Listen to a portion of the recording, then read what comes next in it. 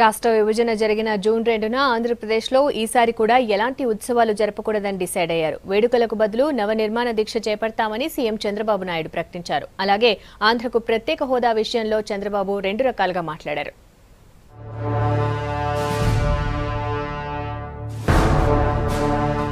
ఆంధ్రాకు ఏం జరిగిందని జూన్ 2వ తేదీన సెలబ్రేట్ చేసుకుంటామని ఆ రాష్ట్ర సీఎం చంద్రబాబు నాయుడు అన్నారు. ఆ రోజున కట్టుబట్టలతో పంపించేశారని, అలాంటప్పుడు ఏ విధంగా ఉత్సవాలు చేసుకోగలమన్నారు చంద్రబాబు. నవ నిర్మాణ దీక్ష అనే పేరు పెట్టాం. నేను సెలబ్రేట్ చేసుకోలేను. ఏమని సెలబ్రేట్ చేసుకుంటాం? ఏం ఘనకార్యం జరిగిందని మనకు ఇబ్బందులు జరిగాయి. కట్టుబట్టలతో వచ్చాం. వచ్చి కష్టపడుతూ ఉత్సవాన్ని చేసుకోగలుగుతామా? చేసుకోలేము. అట్లని చెప్పి ఆ డేట్ ని మర్చిపోతామా? మర్చిపోలేం. రాష్ట్ర ఫార్మేషన్ డే అనేది ఉండబోదని, దాని బదులుగా నవ నిర్మాణ దీక్ష చేపడతామన్నారు. నవంబర్ 1న కూడా ఎలాంటి ఉత్సవాలు ఉండవన్నారు. నవ నిర్మాణ దీక్ష పెడదాం. ఈ కసి కోపం తగ్గడానికి వీల్లేదు. అన్యాయం జరిగింది. దాన్ని ఒకసారి సమీక్ష చేసుకుంటూనే ముందుకు పోవడానికి ఏం చేయాలో చేయడం కోసం నవ నిర్మాణ దీక్ష తీసుకొచ్చాం. ఫస్ట్ నవ నిర్మాణ దీక్ష అయింది. దీక్ష తీసుకుంటాం.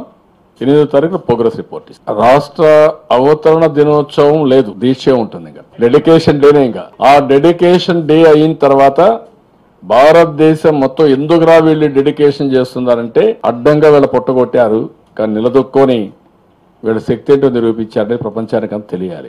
ఆంధ్రాకు ప్రత్యేక హోదా డిమాండ్ పై చంద్రబాబు నాయుడు మళ్లీ రెండు రకాలుగానే మాట్లాడారు. ప్రత్యేక హోదా అడగటం లేదని తన మీద నిందలు వేస్తున్నారు అంటూనే అసలు ప్రత్యేక హోదా వల్ల ఒరిగిందేంటని కూడా అన్నారు.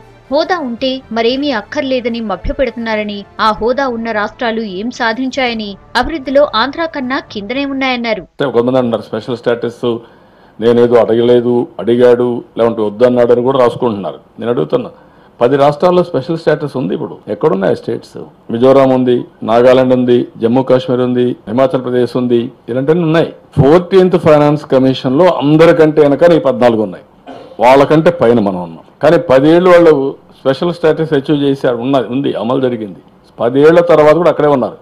దాన్ని వీళ్ళు ఎగ్జాంపుల్ చెబుతున్నారు నాకు. చూసారా, స్పెషల్ స్టేటస్ ఇస్తే విదేశాలకు పోవాల్సిన పని లేదు, ఉద్యోగాలు అడగాల్సిన పని లేదు, ఇండస్ట్రీ అడగాల్సిన పని లేదు. అంటే ఎవరిని మభ్య పెడతారు? ఎంసెట్ లో ర్యాంకులను ప్రకటించిన సందర్భంలో ఈ కామెంట్లు చేశారు చంద్రబాబు.